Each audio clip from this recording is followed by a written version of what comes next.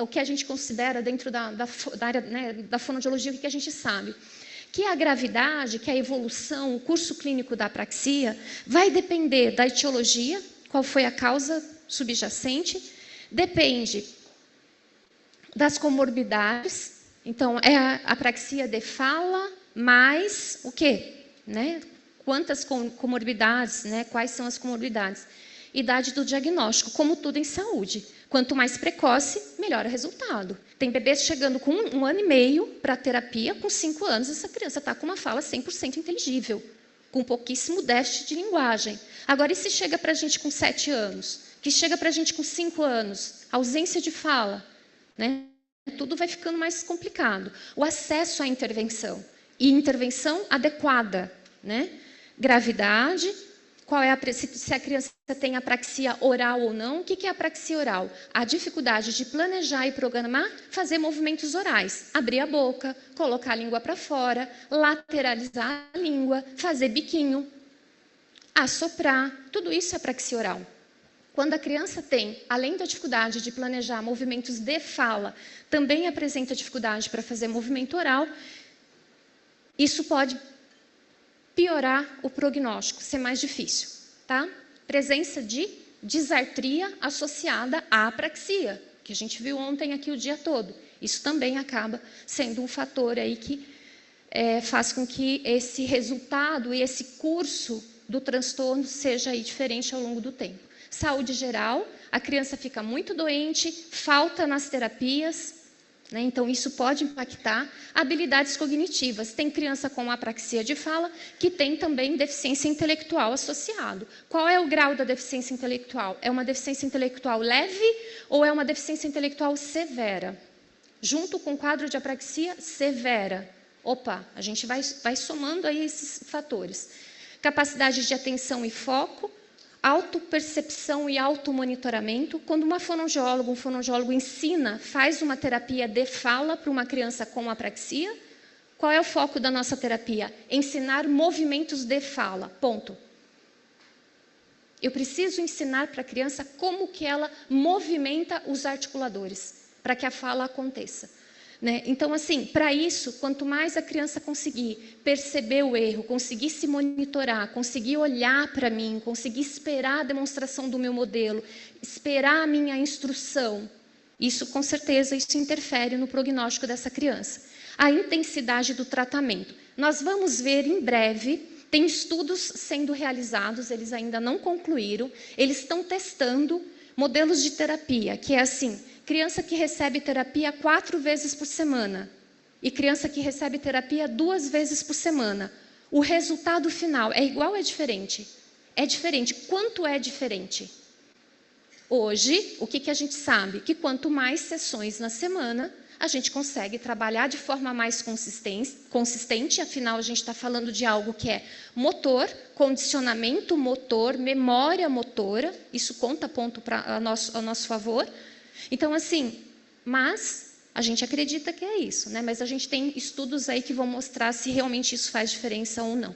Motivação, gente, a criança tem que estar motivada, a criança tem que querer melhorar a fala, senão, né? E a gente tem um papel muito importante para ajudar nessa motivação, tá? Envolvimento da família, envolvimento da escola, tá?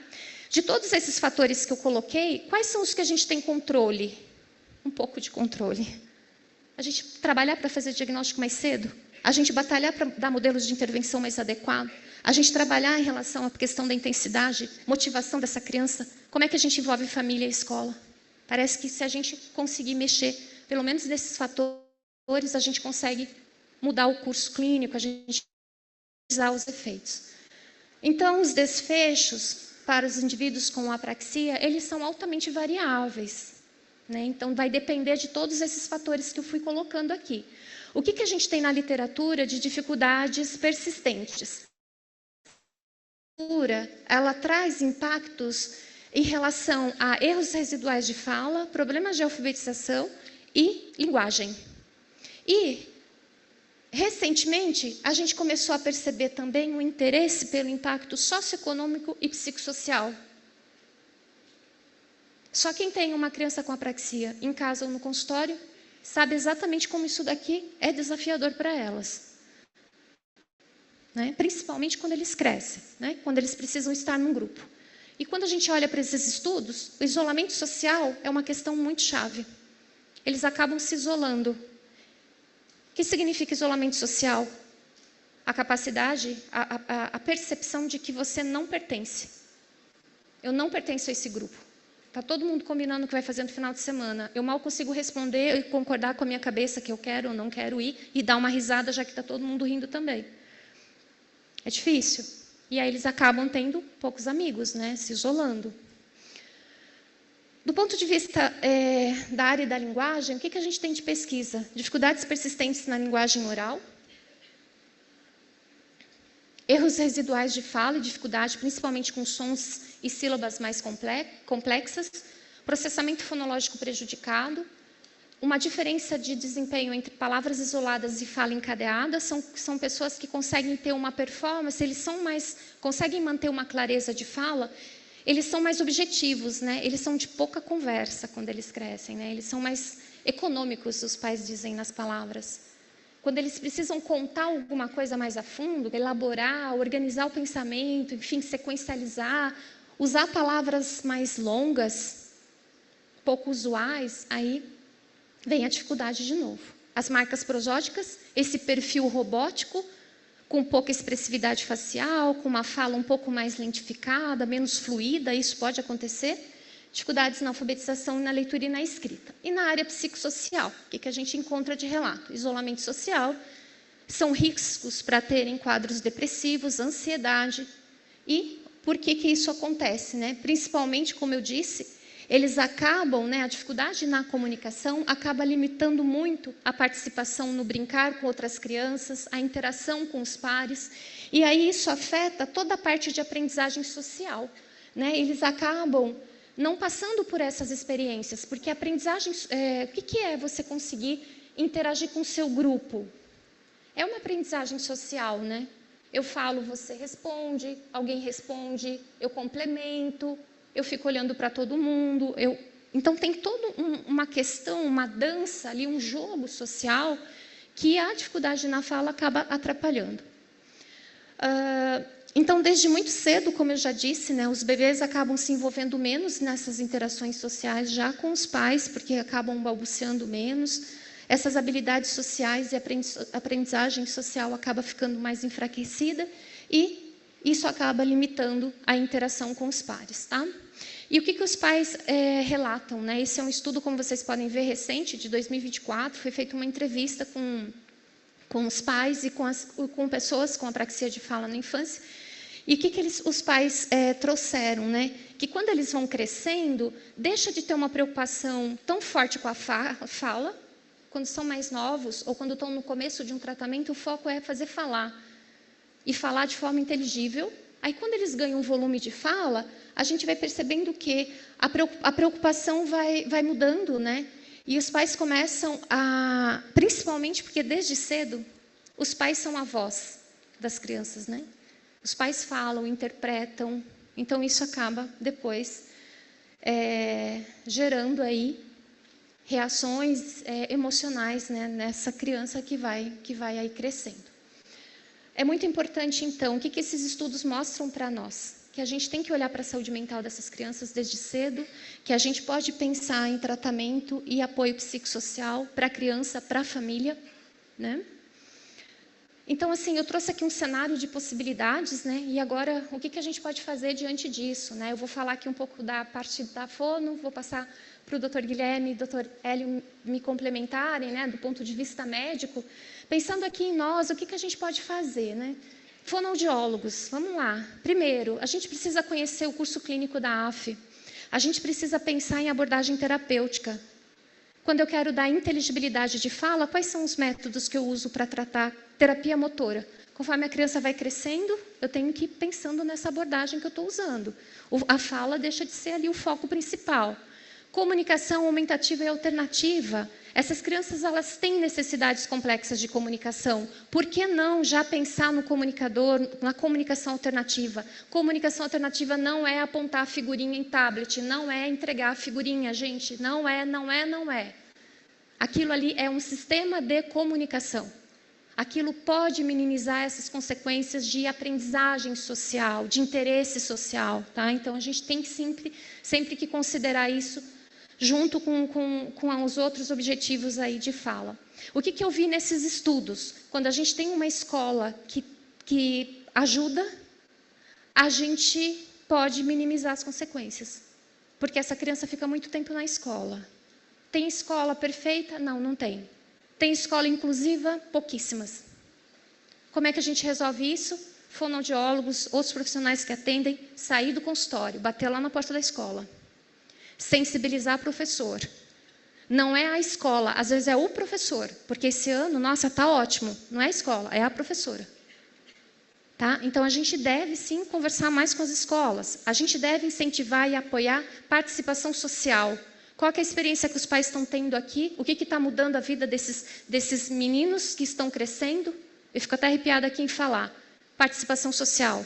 Ir para grupo de teatro. Conseguir fazer uma apresentação na escola. Eu tinha um menino de 8 anos que ele tinha uma fala na escola, que é, eu sou o milho. Ele não conseguia falar, eu sou o milho. A gente ficou 15 dias treinando. Eu sou o milho, eu sou o milho. Ele chegou lá e falou, eu sou o milho. Ele falou que ele era um milho. Então, assim, é isso, né, da voz. Às vezes uma orientação não é fonoaudiológica, a orientação é falar, José Márcio, pega a Giovana, faça a Giovana ir numa escola de teatro, nadar, pedalar, o que ela tem de bom? Jogar tênis, o Gabi, quanta coisa que dá para fazer, entendeu, gente? Assim, buscar, ajudar a família a buscar essas alternativas, para que eles possam se sentir pertencentes. Pensar num programa de intervenção, eu estou chamando aqui de habilidade sociocomunicativa. O que entraria nesse programa de intervenção fonoaudiológico? O que a gente precisa para ser um bom comunicador? Quais são as habilidades verbais e não verbais que a gente precisa observar e praticar? Qual que é a importância de ensinar para o paciente reciprocidade de conversa? O que é perguntar, o que é responder? Aqui vale a frase do Milo Fernandes. O óbvio precisa ser dito. É para essas crianças. Eles chegam, não sabem que tem que dar oi, não. Eles passam reto. Com licença, obrigada. Agora é minha vez. Então. E aí, como foi seu final de semana? Eu posso pegar a massinha?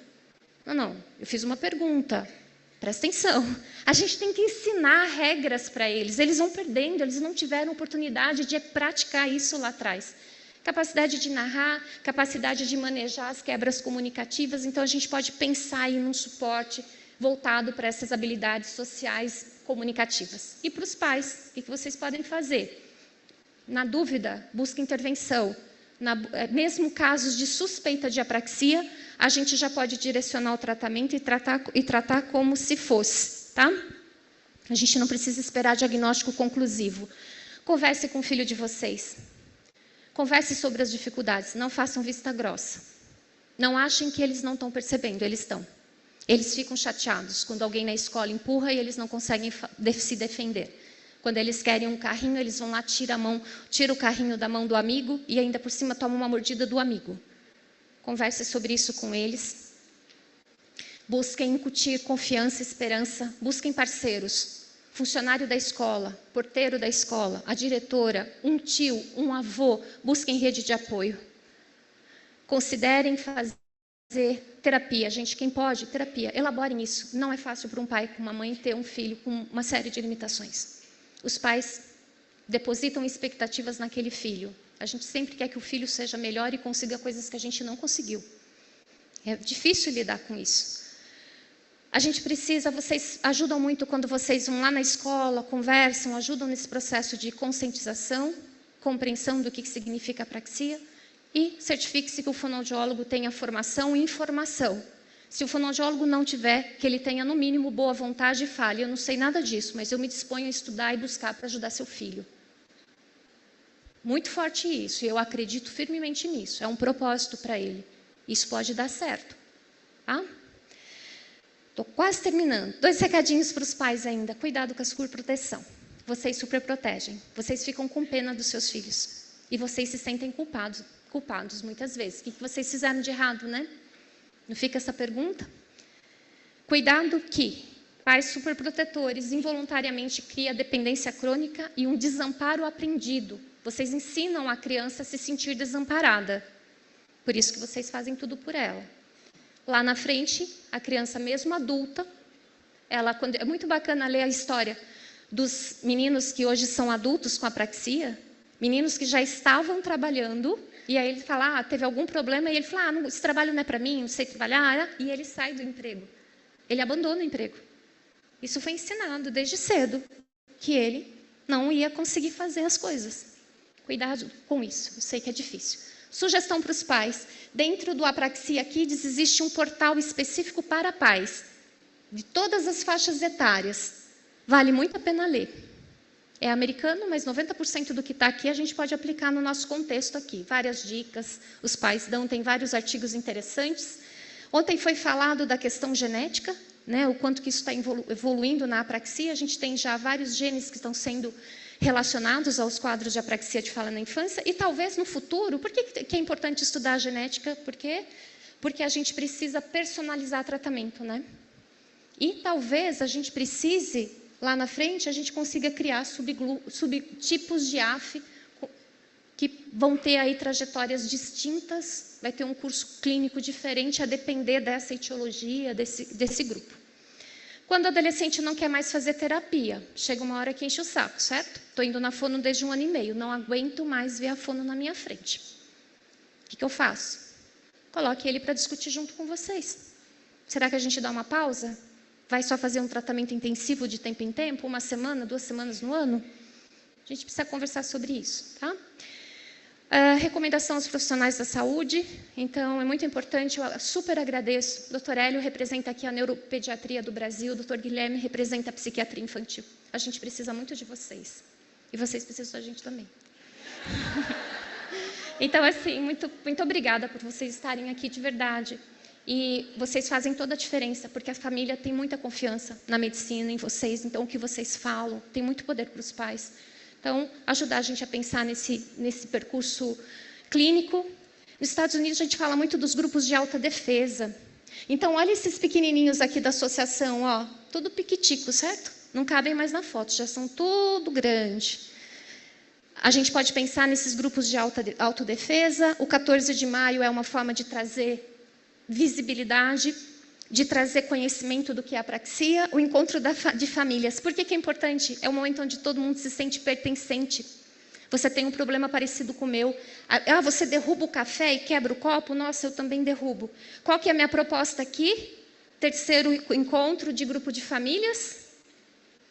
Qual a nossa proposta? Qual a minha proposta? O que a gente vai ter no terceiro encontro de famílias? O primeiro grupo de autodefensores do Brasil. A gente tem que criar isso com os meninos que estão crescendo. Eles têm que estar aqui para falar, eles têm que opinar, eles têm que trazer ideias do jeitinho deles. A gente está discutindo por eles, né, gente? E, agora sim, desculpa o tempo. AF é sim um transtorno persistente, diagnóstico e acesso faz toda a diferença. A gente precisa conhecer todo esse curso clínico, a gente precisa se manter atualizado, quais são as abordagens que funcionam. A gente precisa de apoio familiar e educacional. Família e escola têm um peso importante nesse curso clínico dessas crianças. E a gente precisa pensar nesse suporte de primeira infância, né? Suporte psicossocial. E, obviamente, a apraxia não é problema do fonoaudiólogo, nem do neuropediatra, nem da professora. É nosso. É uma comunidade inteira que a gente precisa se juntar para a gente oferecer melhores condições para eles. E guardem o que a Rochelle falou ontem na aula dela. As pessoas que têm contato com o Alberto aprendem muito mais do que o Roberto, o Alberto ensina muito mais do que as pessoas podem ensinar para ele, certo? É ele que traz a transformação. Eles ensinam muito mais para nós, certo? Obrigada, gente. Obrigada.